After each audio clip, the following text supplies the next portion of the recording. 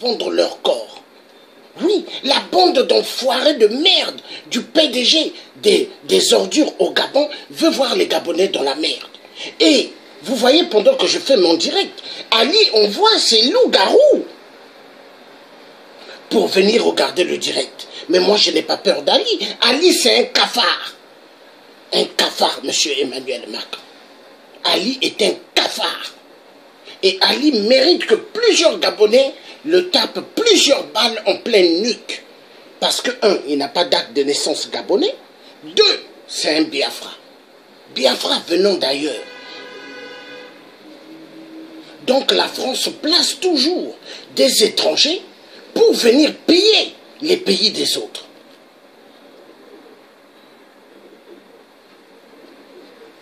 Le peuple gabonais souffre. Le peuple gabonais vit dans une situation chaotique et déplorable. Le peuple gabonais n'a pas d'eau potable. Le peuple gabonais n'a pas d'électricité. Le peuple gabonais vive dans des tas d'ordures. Le peuple gabonais vive avec des odeurs tout autour.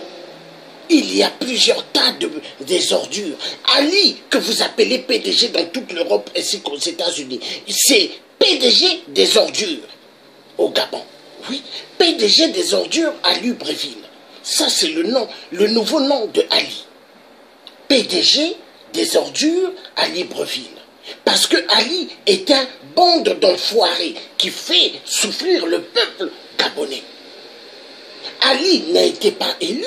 Vous avez entendu tout à l'heure, j'ai mis, les journalistes français ont dit, causé avec Robert Bourgi, l'homme des mallettes de la France-Afrique et des valises d'argent, en direction de l'Élysée, pour donner aussi aux députés véreux de l'Assemblée nationale, députés du Sénat véreux. Mais monsieur le président Emmanuel Macron, jusqu'à quand les Africains vont continuer à souffrir? Jusqu'à quand les Africains continueront-ils à faire des manifestations à Paris? Jusqu'à quand les Africains continueront-ils à baisser leurs pantalons pour la France? Il y en a marre. Il y en a marre.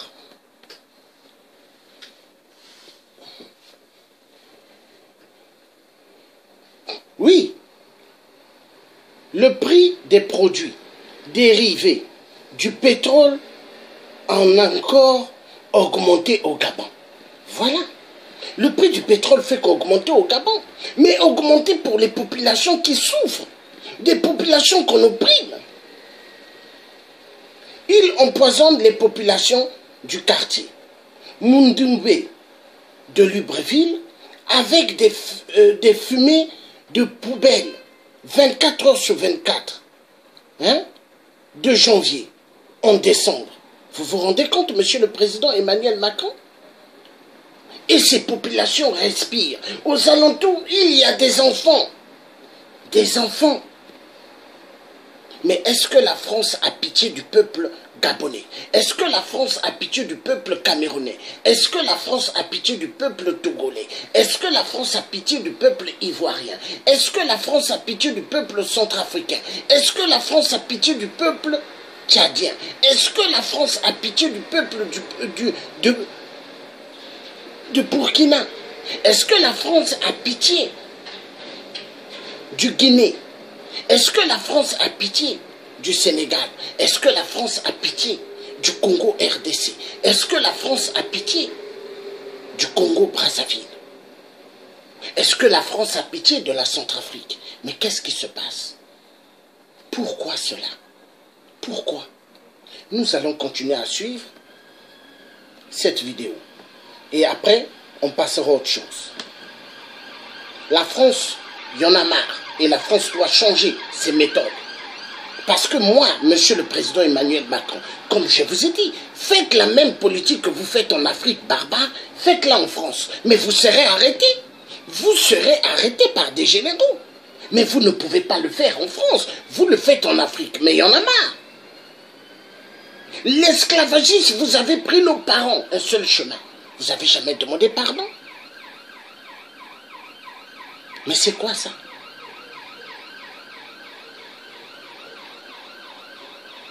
Sassou, votre poule mouillée. Sassou, que vous tenez bien, que vous aimez bien.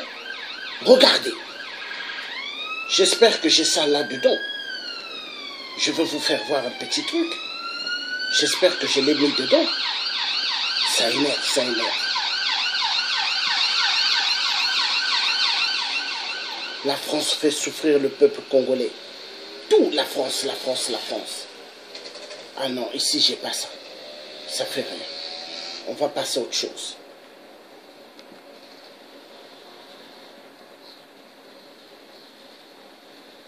Sassou Nguesso, pourtant, est un personnage sulfureux. 35 ans de règne quasi ininterrompu à la tête du Congo, des accusations répétées de fraude électorale, de détournement de fonds publics. Il reçoit très rarement les journalistes. Mais à l'évocation de Christophe de Margerie, les portes du palais présidentiel s'ouvrent en grand. Le chef de l'État, 71 ans, veut rendre hommage à celui qui a fait tomber tant d'argent dans les caisses du pays. Voilà, on est en train de chahuter. Hein. On chahute et puis ensuite on passe aux choses sérieuses. C'est des bons souvenirs. Souvenirs. Vous allez me la laisser? Oui, je vous la laisse. Des patrons français du pétrole, le président en a côtoyé une demi-douzaine. Mais c'est avec Christophe de Margerie que le courant est le mieux passé. Je lui disais, bah, écoute, Christophe, parce qu'on se tutoyait aussi, faut le dire, en privé, parce qu'on était quand même des amis, on pouvait se dire les choses directement, et l'amitié se nourrissait de vérité aussi. Récemment, Christophe de Margerie lui avait offert un vieux whisky écossais. Les deux hommes avaient prévu de le déguster ici même, en évoquant l'avenir de Total et du Congo.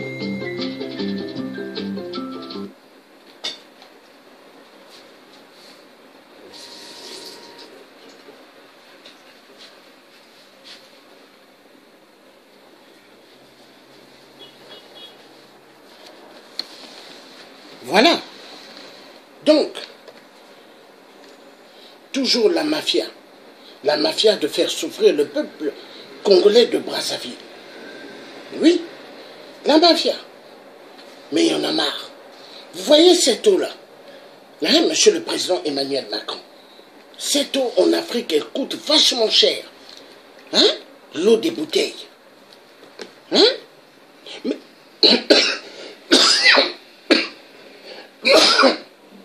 Excusez-moi, pendant que nous avons des fleuves, nous avons des sources dans le bassin du Congo, mais est-ce que le peuple africain en profite? Non. Et le fleuve a été vendu par des dictateurs. Ils ont vendu ça à qui? Aux Occidentaux 666. Mais il y en a marre. Pour construire des maisons flottantes, je ferai voir tout à l'heure. Il y en a marre. Non.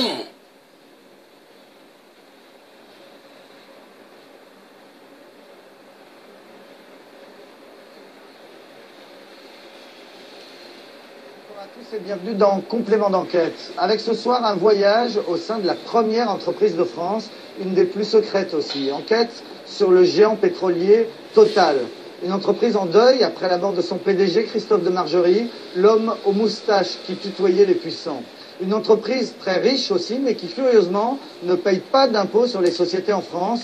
On va se demander pourquoi. Total est-il toujours le roi du pétrole? C'est le thème de ce 283e numéro de Complément d'enquête. Au 37e étage, la directrice du service fiscal nous accueille.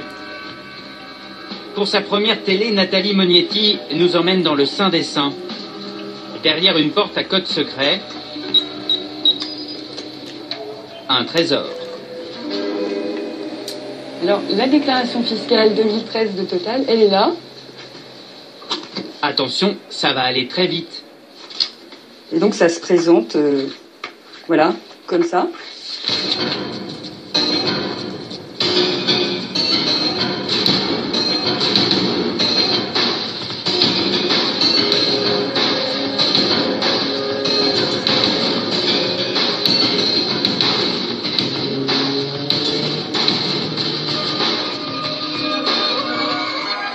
Pour comprendre la multinationale Total, les équipes de complément d'enquête se sont rendues au Canada, au Congo, aux Bermudes, en Russie, dans les laboratoires de recherche à Pau et bien sûr aussi ici à La Défense. Pour cette enquête, Total nous a ouvert des portes mais aussi fermé d'autres. Ils vont nous recevoir tout à l'heure au siège de ce groupe qui emploie 100 000 personnes, qui réalise un chiffre d'affaires de 200 milliards d'euros. Pour vous donner une idée, c'est plus que le PIB du Portugal. Le 20 octobre dernier, Total a donc perdu son PDG, le charismatique Christophe de Margerie, qui est mort dans un accident d'avion à Moscou. Et c'est à l'occasion de ce drame que l'on a découvert qu'il était reçu un peu partout comme un véritable chef d'État, que Total, c'était aussi un pouvoir et une diplomatie parallèle. Le pouvoir Total, c'est une enquête d'Olivier Sibyl, Jean-Carl Lambert, Fabien Tormos et Slavek Kuchelski. Pour tweeter, réagir et commenter, le mot-clé, c'est d'enquête.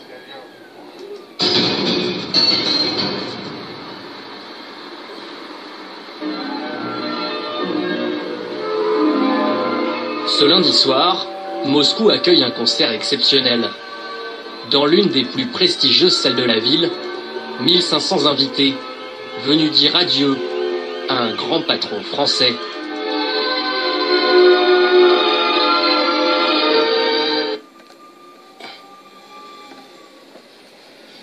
J'aime pas cette musique-là. Musique des troubadours, des voleurs de pétrole.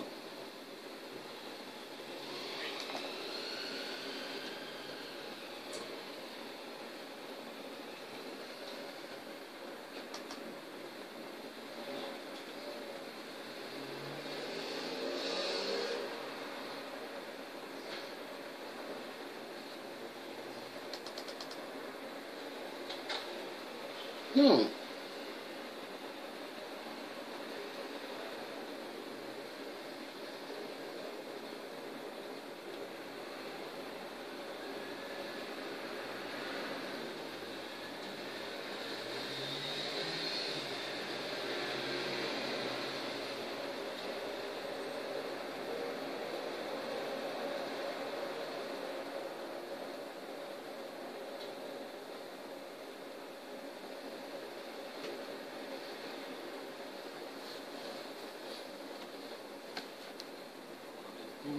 Même des femmes. Il était unique, Christophe. Partout dans le monde, on ne retrouvera jamais quelqu'un comme lui. Comment expliquer cet hommage, digne d'un chef d'État? Pour tout le monde, Christophe de Margerie, c'était d'abord un surnom, Big Moustache. Un PDG jovial, un peu excentrique, qui détonnait dans l'univers austère du CAC 40. Non mais 3 minutes. 2 minutes. Une, allez hop. Le 20 octobre, l'annonce de sa mort brutale dans un accident d'avion provoque une onde de choc. Car Christophe de Margerie était à la tête de la plus grande entreprise française. 100 000 salariés, près de 200 milliards d'euros de chiffre d'affaires. Total, un empire qui s'étend sur 130 pays. Christophe de Margerie négociait en direct avec tous les chefs d'État de la planète, même les plus critiqués. Un homme d'affaires sans complexe, sans langue de bois, pragmatique pour les uns, cynique pour les autres. Un homme de terrain qui voulait changer l'image de son entreprise. Portrait d'un roi du pétrole.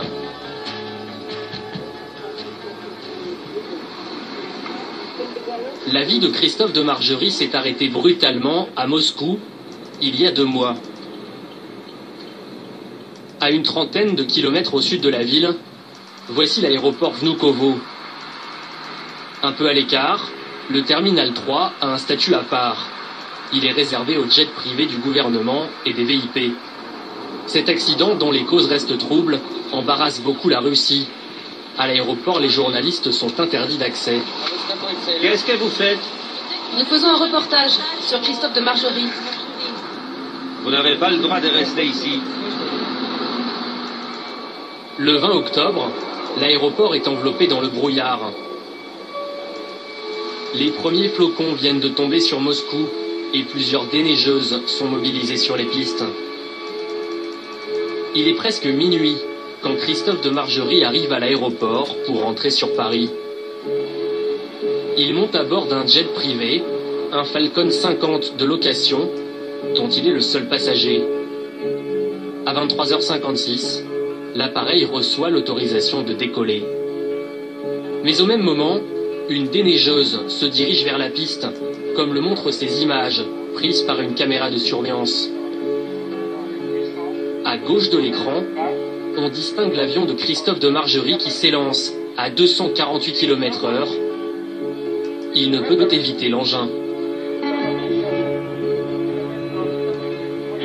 Au moment où il quittait le sol, l'avion aurait heurté la déneigeuse, basculé sur la droite, avant de prendre feu. Quand les secours arrivent sur place, il n'y a aucun survivant. Les 3 membres d'équipage et le patron de Total sont tous morts. Les autorités russes sont gênées par la disparition violente de cet homme d'affaires français. Et un coupable est vite désigné, le conducteur de la déneigeuse. Il s'appelle Vladimir Martinenko. Il est arrêté le soir même. Les médias russes affirment qu'il était ivre au moment de l'accident. Mais 2 mois plus tard, de nombreuses questions restent sans réponse. La commission chargée de l'enquête refuse les interviews. Seul l'avocat du chauffeur Martinenko a accepté de nous rencontrer. Il est venu avec une lettre écrite en prison par son client, aux familles des victimes. J'ai le cœur brisé. Je ne sais pas comment vous dire à quel point je suis désespéré par ce qui s'est passé. Selon l'avocat, son client n'était pas ivre au moment de l'accident. La police n'aurait même pas fait de test d'alcoolémie. Le drame serait dû à un système de signalisation défaillant. Les vrais responsables sont ceux qui ont acheté ces appareils et qui les ont mal entretenus. L'enquête est loin d'être bouclée. 4 autres employés chargés du contrôle aérien et du nettoyage des pistes ont été mis en examen. Le soir du drame, Christophe de Margerie devait atterrir à Paris vers 1h du matin. Son chauffeur, Michel Thomas, allait partir pour l'aéroport du Bourget. Cela faisait 17 ans qu'il travaillait pour lui. Vous étiez presque un vieux copain. Ah, c'est pas presque. C'est pas presque. Depuis l'accident, Michel Thomas se sent orphelin. Chaque jour, ils passaient de longues heures ensemble. Et jamais ce patron du CAC 40 ne s'est montré ni froid, ni distant. Voilà. Voilà la photo. C'était au Grand Prix de l'Arc de Triomphe. Et M. de Margerie était très content de cette photo-là. Parce qu'il s'était perçu qu'il était plus grand que moi. Donc il était content. Un patron joueur, attachant, simple d'accès. Ouais. Ben, il joue au baby-foot. Il m'avait lancé un défi. Alors il m'avait mis bien évidemment dans les buts. Mais, vous voyez, voilà, M. de Margerie, c'était ça. Vous voyez, on en revient toujours, il était tellement humain. Quand je voyais qu'il n'était pas bien, ou je basculais sur Johnny. Et là, ça allait un petit peu mieux. Mais on montait un petit peu le son, quand même, quand on écoutait Johnny. Et c'est là où il se mettait à chanter. Christophe de Margerie, pas du genre à s'isoler dans son bureau au 44e étage de la Tour de la Défense. Son truc, c'est le terrain, les rencontres et les négociations jusqu'au bout de la nuit. Jacques de Boissaison l'a souvent accompagné au Qatar ou en Russie, et il a vu à l'œuvre un patron très séducteur. Qui arrivait toujours avec une plaisanterie, avec un bon mot, avec une blague, avec une...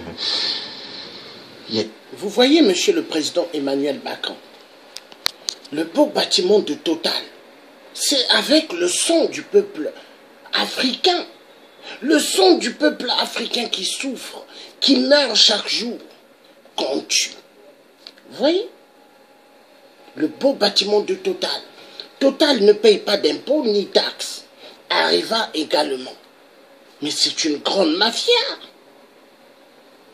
Et c'est eux qui donnent des armes à Sassou.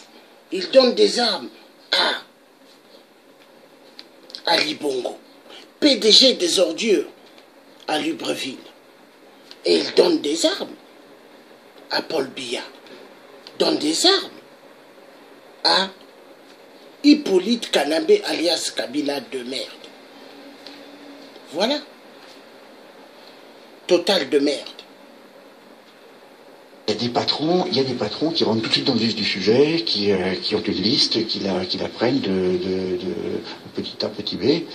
Lui, jamais. Il était très charmeur, hein, il était très séduisant, il avait le don de se mettre un peu à la place de l'autre. C'était vrai dans la relation comme ça, c'était aussi dans la négociation. Humour et sens du contact, des armes originales et redoutables, qui ont permis à Christophe de Margerie de grimper tous les échelons chez Total, où il est entré à 23 ans. Lui, le garçon bien né, issu d'une grande famille du Champagne, les Tétinger. En 2007, il décroche le Graal et devient directeur général du groupe, avec une obsession, trouver de nouveaux gisements. Voilà son grand projet, la Russie et ses immenses réserves de gaz et de pétrole. Ici, il investit 10 milliards d'euros pour forer dans ce sol gelé et faire de cette zone sa plus grande réserve d'hydrocarbures. Mais cette stratégie va se révéler plus compliquée que prévu. Car les relations entre le Kremlin et l'Occident se refroidissent brusquement.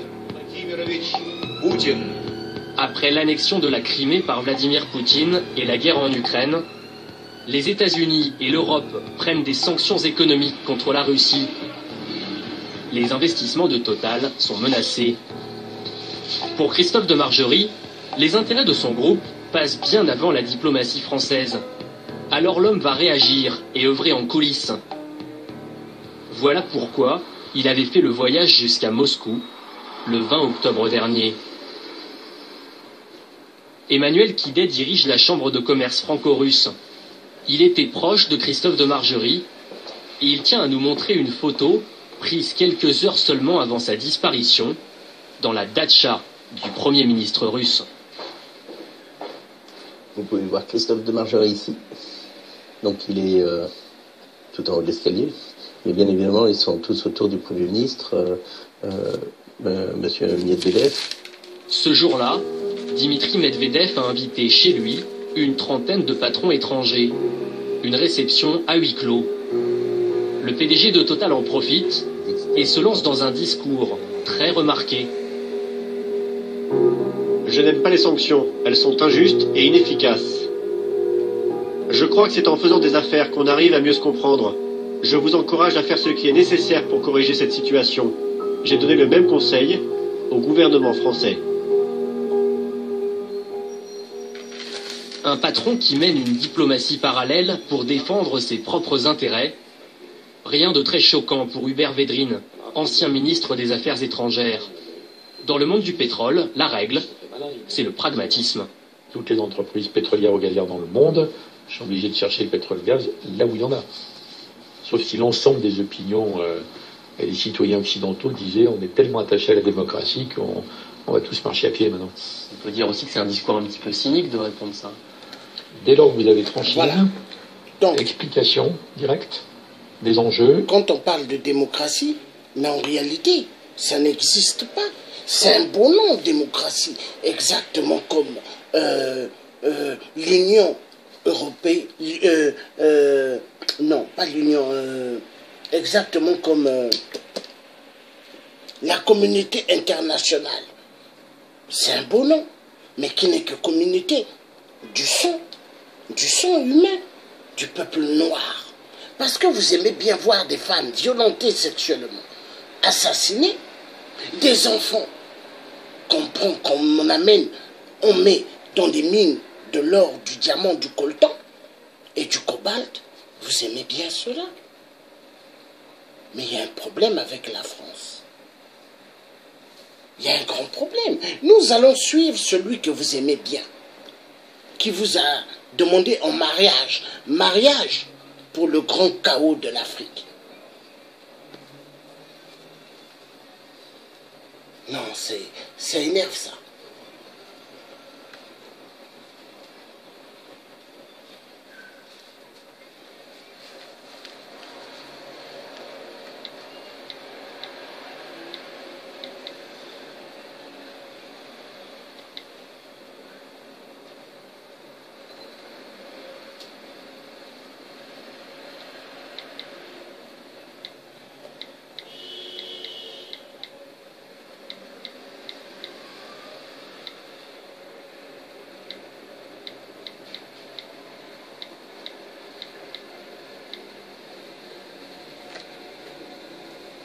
Voilà.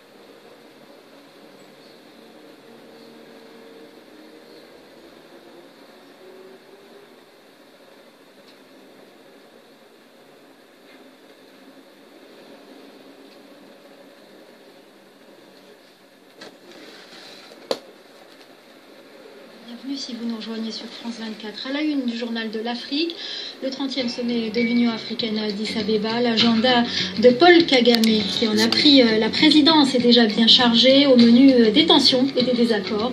Le style Paul Kagame est également commenté. On fera le point dans ce journal avec notre envoyé spécial Nicolas Germain. Dans ce journal également, l'extradition de Sisiku Ayuk Tabe vers le Cameroun. Le leader séparatiste de la zone anglophone était détenu au Nigeria depuis le 5 janvier. Une information des autorités camerounaises. 47 de ses partisans ont également été renvoyés à Yaoundé. Les détails avec notre correspondant dans un instant.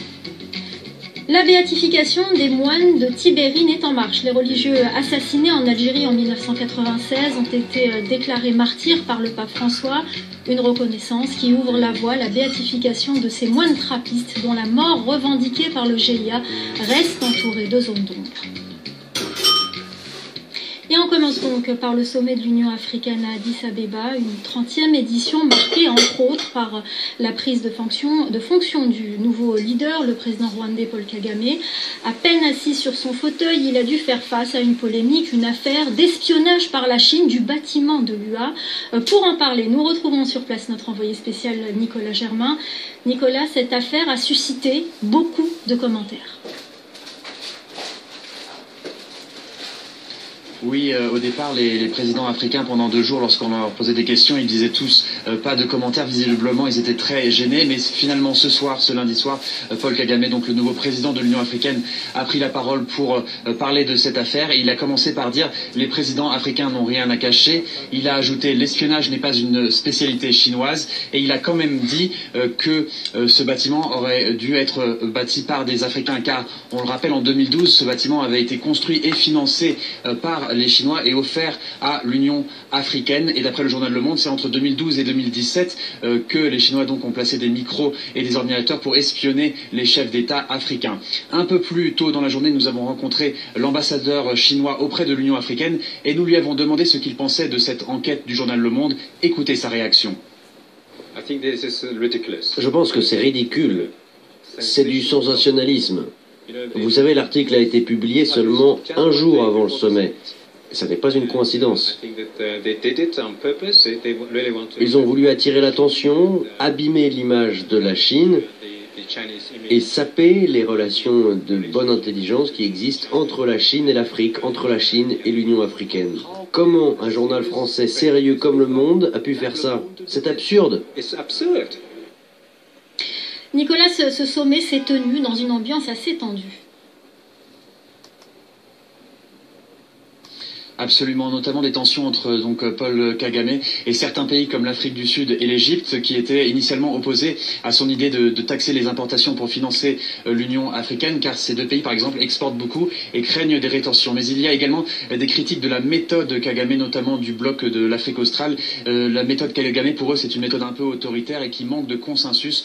Pour eux le consensus est vraiment quelque chose de très important dans l'histoire de l'Union africaine. Et je trouve que le discours final de Paul Kagame pour clore ce sommet qui a été extrêmement court et dans lequel il a dit en substance nous devons maintenant commencer les réunions à l'heure, a bien résumé un peu le ton général de l'ambiance qui a régné ici ces 2 derniers jours à Addis Abeba. Merci beaucoup Nicolas Germain pour toutes ces précisions. Et parmi les tensions, celle entre l'Égypte, l'Éthiopie et le Soudan. Elle se cristallise autour du barrage de la Renaissance réalisé par l'Éthiopie sur le Nil. Un instant. On ne voit même pas ici. Voilà. Là, je crois qu'on pourra le voir.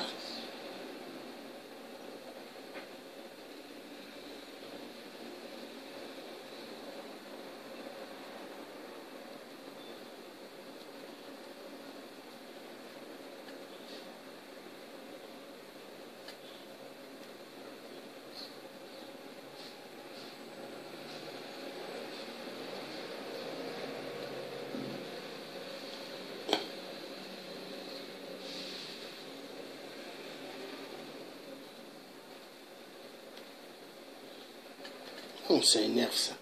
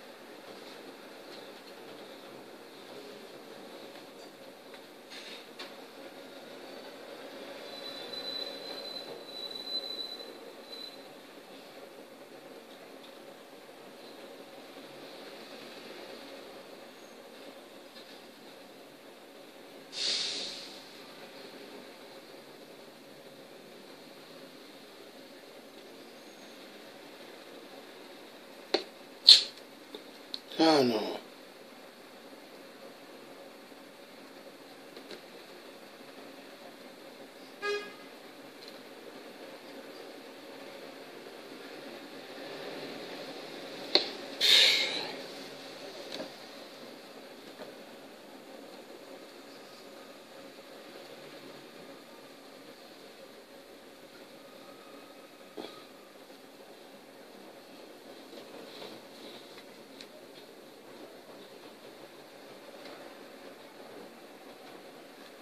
Ça, c'est vraiment incroyable, hein.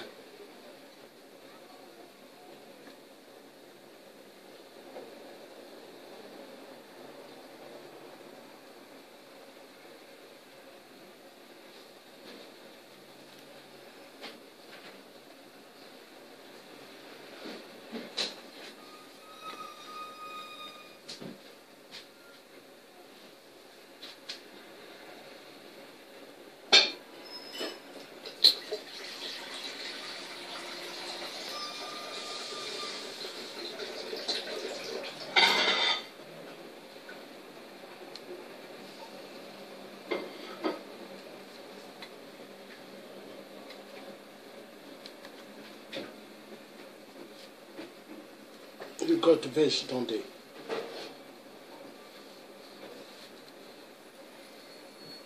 Et tout goodly, hein? Ok. Bon. Je sais pas qu'est-ce qui va pas là. Bon, ça fait que me faire tarder, ça m'énerve. Je vais redémarrer la tablette.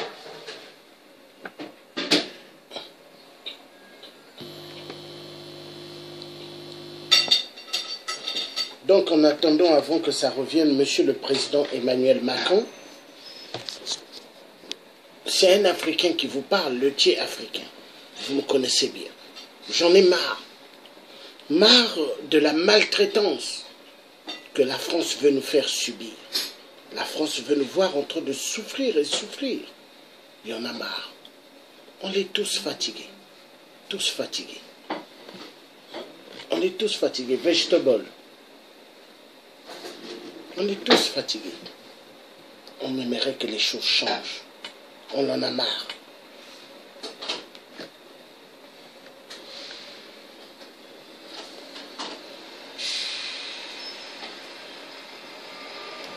Les Africains souffrent. Pas des écoles, rien.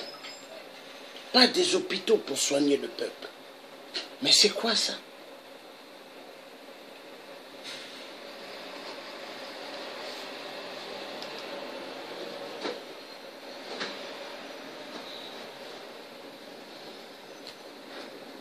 Et vous osez recevoir ça pour larguer le peuple. Je ne comprends pas. Vous larguez le peuple africain. Non. La France, c'est triste.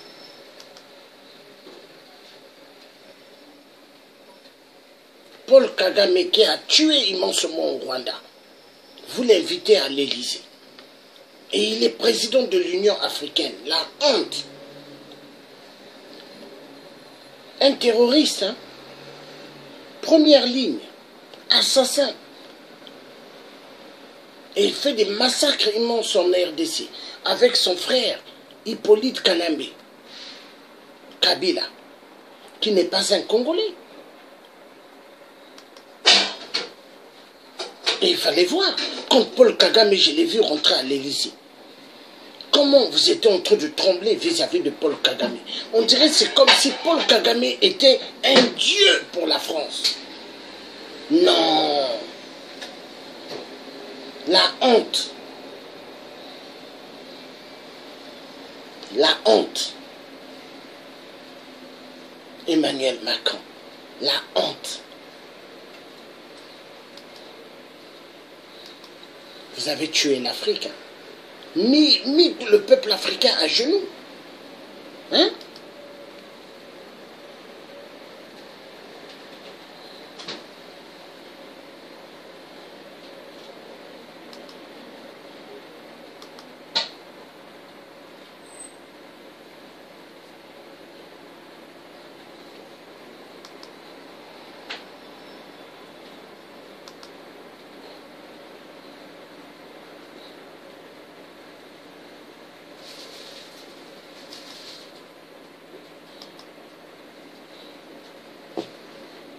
Je mets...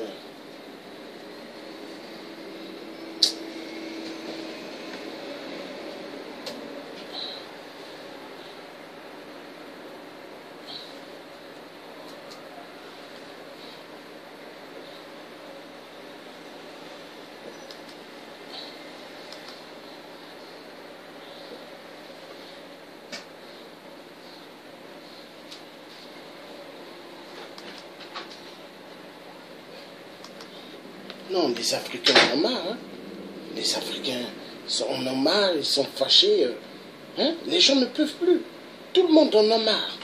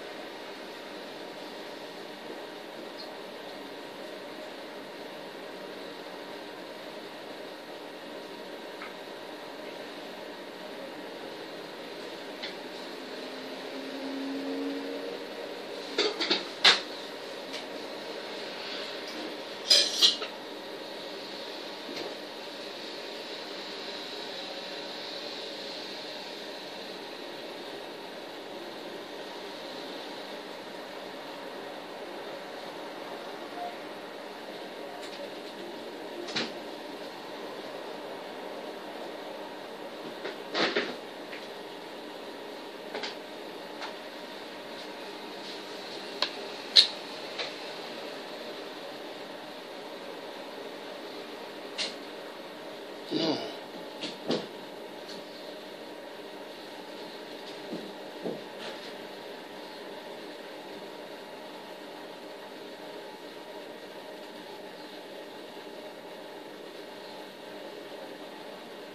Incroyable.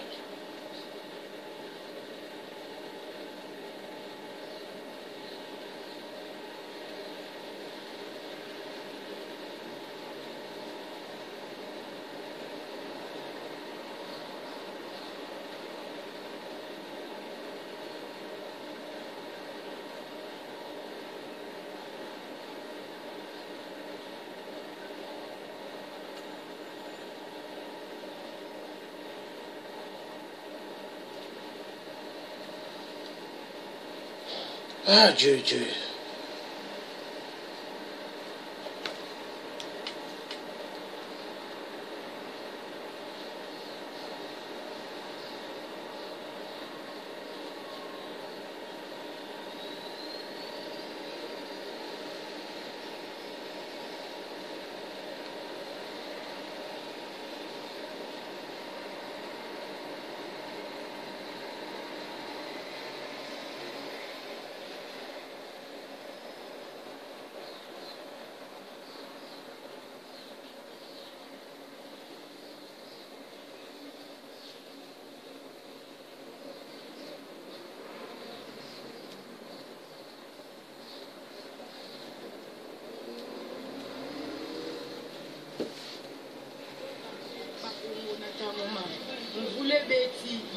Voilà, vous allez suivre le Congo-Brazzaville.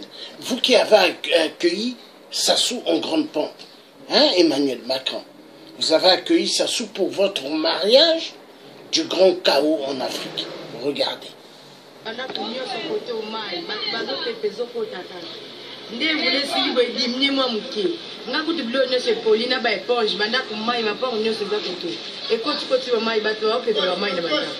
Banda kumai mwaite yumo moni kakende ko kati ko di mafuti ba mai na banda mai na mai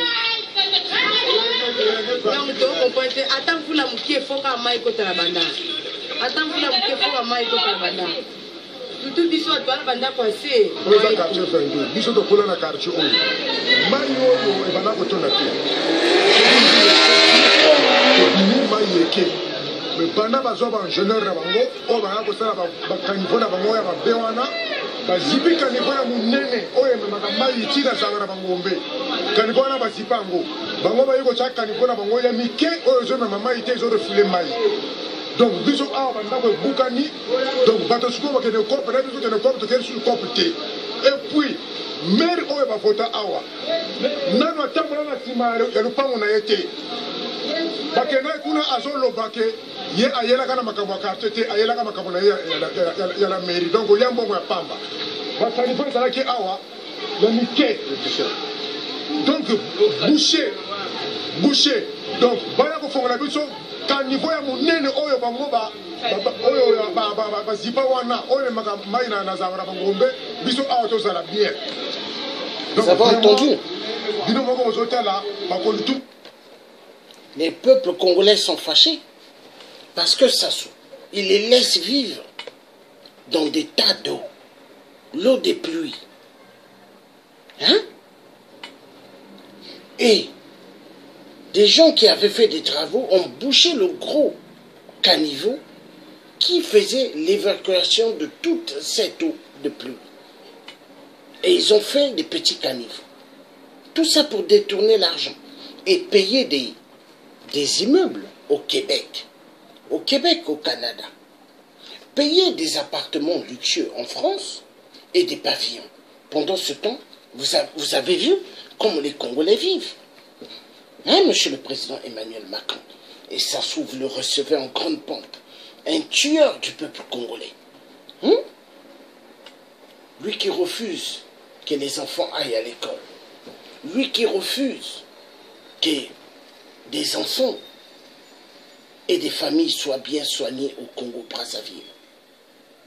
Monsieur Emmanuel Macron, vous êtes la honte de toute l'Afrique. Oui. Vous êtes la honte. Parce que recevoir un Sassou en France, hein, et en grande pompe, une honte de votre part. Je vous rassure, une vraie honte. Et je sais, vous êtes l'ennemi juré du peuple africain. Je le sais. Vous êtes l'ennemi juré du peuple africain. Ça, personne pourra l'enlever dans ma tête. Vous êtes l'ennemi. Vous voulez voir ce peuple souffrir. Vous voulez voir ce peuple dans une misère atroce. Incroyable, mes frères.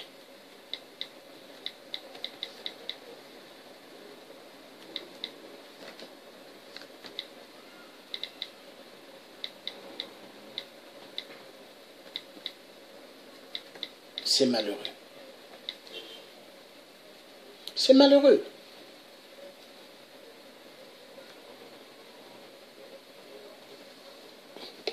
Malheureux.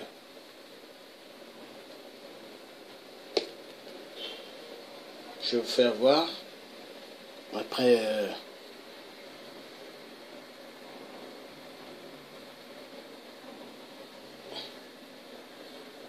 Très triste.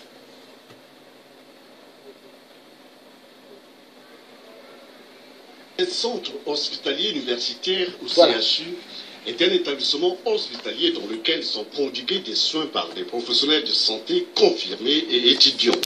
Un CHU, par principe, est lié par une convention à une université. Et le Congo en dispose un, et c'est le CHU de Brazzaville. Ces derniers temps, le CHU de Brazzaville a fait montre d'une aventure de mauvais goût suite à la grève observée par le personnel de cet établissement. Un tour au CHU de Brazzaville donne mal à la tête. Aucun malade, ni le corps médical. Face à l'indifférence et au mépris, grève illimitée des travailleurs du CHU de Brazzaville, à compter du 1er août avec service minimum, pouvait-on lire sur une affiche postée sur un mur de CHUB qui suivent le mot d'ordre de grève. Désarroi exprimé par l'affiche et du reste partagé par la plupart des médecins. Dans de situation, le CHU de Brazzaville a présenté un tableau apocalyptique qui laisse présager un malaise qui entraîne lui-même un sentiment d'horreur, non seulement aux malades et à ceux qui les gardent ou qui les accompagnent, mais aux populations congolaises. Devant ce tableau sombre, la question cruciale des revendications sociales, au nom desquelles les salaires impayés. En outre, les travailleurs demandent la régularité de leur salaire et le paiement des 2 mois des derniers salaires. Non, aujourd'hui on ne reçoit pas. Aujourd'hui on ne reçoit pas, c'est fermé. Bon, comme il n'y a pas de salaire, nous sommes en grève, donc nous sommes là debout.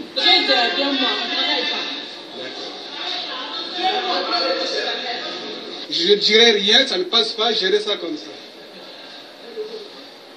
Le désaccord entre les responsables de l'intersyndicale chargés de négocier avec la tutelle et les travailleurs a créé un climat malsain et délétère au sein de l'établissement et poussant ces derniers vers l'anarchie et l'illégalité.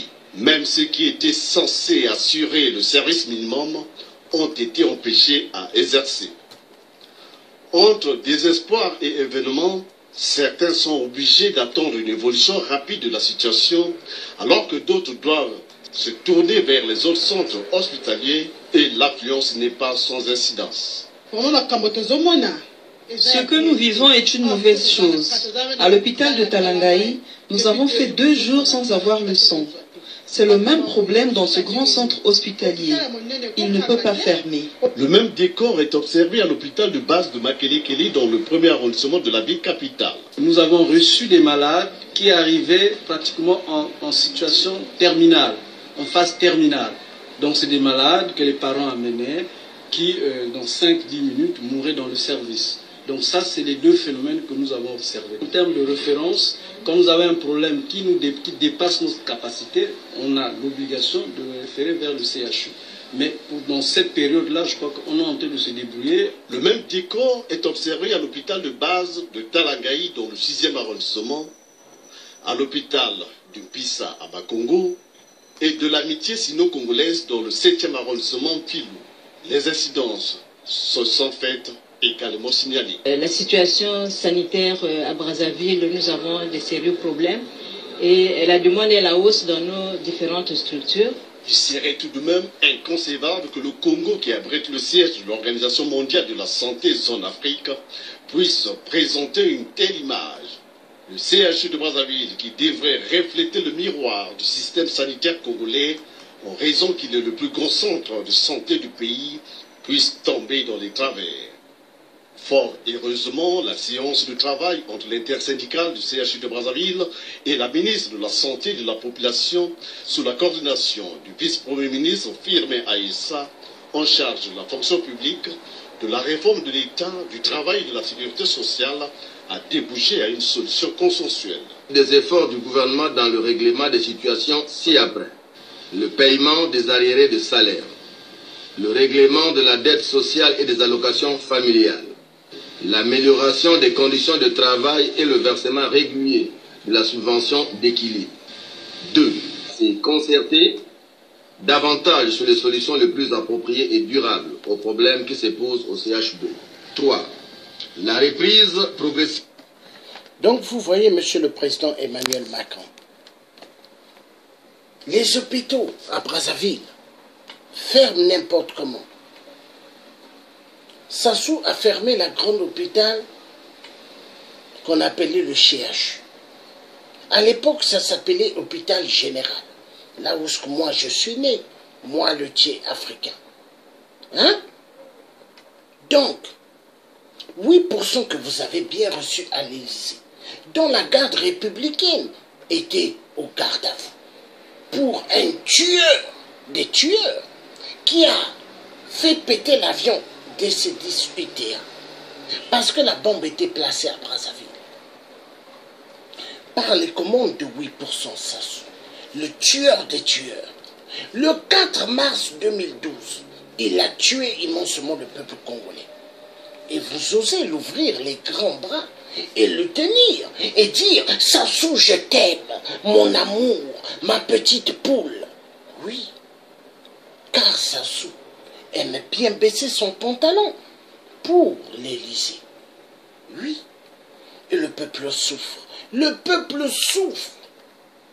Et ce dictateur, vous voulez que nous puissions toujours accepter. Vous voulez que nous puissions toujours dire oui, oui, oui, oui, oui, oui, oui, oui. Nous disons non. Et nous disons ceci. La France doit nous laisser tranquilles. La France doit déguerpir de notre chemin et nous laisser en terminer avec celui qui a tué immensement nos parents aux poules. Il a tué immensement nos parents.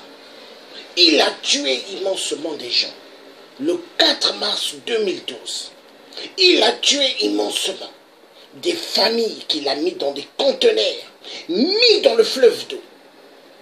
Oui, votre Sassou, votre amourette que vous aimez bien. Oui, et vous ne pouvez plus nous tromper, monsieur Emmanuel Macron. Nous avons bien vu. Vous êtes un businessman du sang humain. Oui, le peuple africain doit mourir. Il n'y a pas de problème. Mais le peuple français, est-ce que vous les faites ce que Sassou fait? Essayez de faire ce que Sassou fait en France.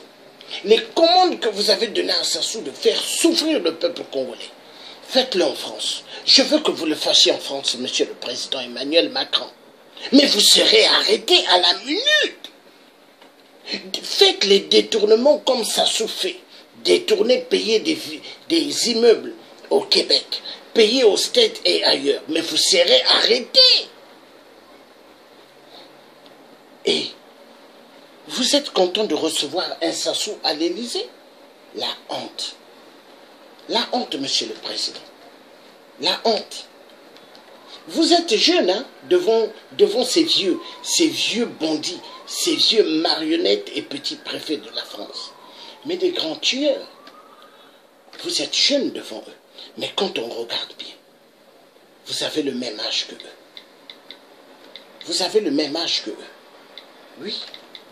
Et vous êtes une honte de la République. Ça, je vous le dis. Vous êtes une honte. Et c'est vous qui faites à ce que. Le peuple souffre. Oui. Vous faites que le peuple souffre. Pour que sa souffle soit bien. Et le peuple doit souffrir. C'est vous. C'est vous.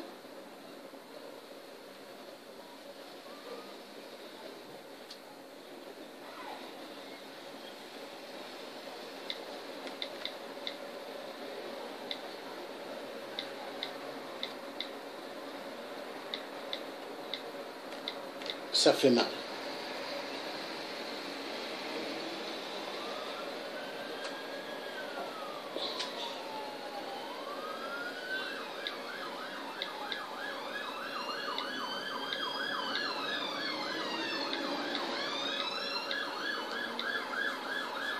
Non.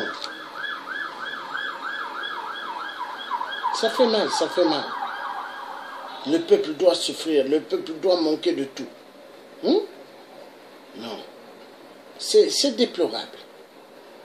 Et Sassou, il a tout. Tout.